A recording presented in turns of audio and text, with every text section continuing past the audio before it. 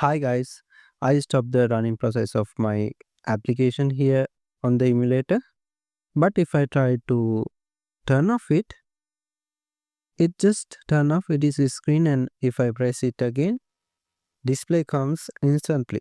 But I want to close this. Here currently I am at the running device section. All you have to do, press this device manager, okay? If you cannot find it, go to tools and go to device manager here. Now you will see this stop button is visible. This red color one. Press it. Now it is turning off that emulator.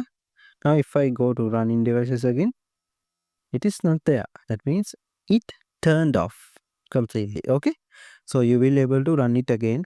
Go to device manager and press this run button, or maybe you can directly run your application here by pressing this button. Alright.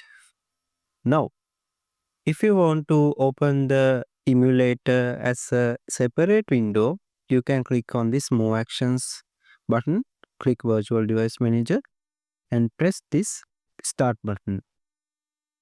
Now you can see we got our emulator as a separate window that you can access without opening Android Studio project.